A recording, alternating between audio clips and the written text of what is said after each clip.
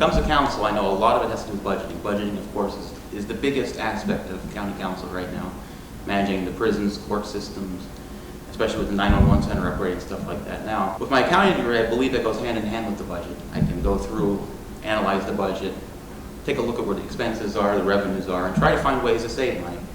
With the 5% increase going on now, I think there's a few ways we could have combated that over the last few years, especially with the 911 upgrade. I mean, this is not an expense that came out of nowhere. We've known about it for years. We had actually talked about it 2 years ago when I ran. And I feel like we need to have more of a proactive government instead of a reactive government.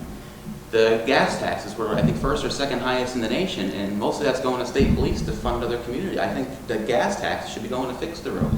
And the vehicle registration fee, I mean, if we're going to have a vehicle registration fee, it needs to have a set place for it to be paid. We don't need to just go into general fund or anything like that. We need to make sure that it's being used for a specific reason.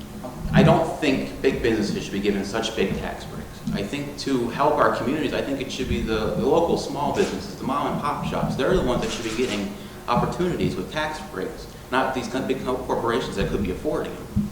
I mean, if they're not going to come, somebody else will come, maybe at a lower rate, but we also need to look. We're losing a lot of tax base if we're giving them all these opportunities.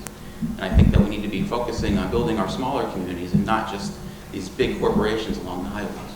And we need to make sure that we're planning ahead for things. Like I said, with voting machines, and that's one difference because we were given 2 years with that. But things like the 911 center, if we were planning ahead, putting aside money for this, we could have been putting aside who knows how much money for the 911 center from the last 10 years. We knew it had an expiration date. We knew the parts were going to go out. So we should be saving ahead of time. We can't be saving. And yes, I'm very glad for the $1 million grant we got, but we could have had a lot more money saved and put aside for that if we would have thought ahead and not just think the year out. Now, if I want to go out and buy a house for myself, like I see my parents, the issues they face, the money that goes into it.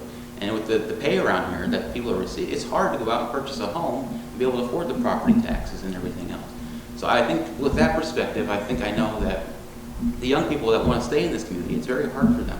And understanding a lot of that, especially with college debt, which a lot of these people don't have. Well, many of the older generation, they didn't go to college. They don't have the expenses that we have. So saving aside money, and like I said, I would love to own my own home, but the way that property taxes are and the way that the districts run, I mean, it's very hard. And I think with the younger perspective, I see the struggles and I see reasons why we need to be rolling back the government, rolling back tax increases and things like that, because it's very, very hard for the younger generation to live around here.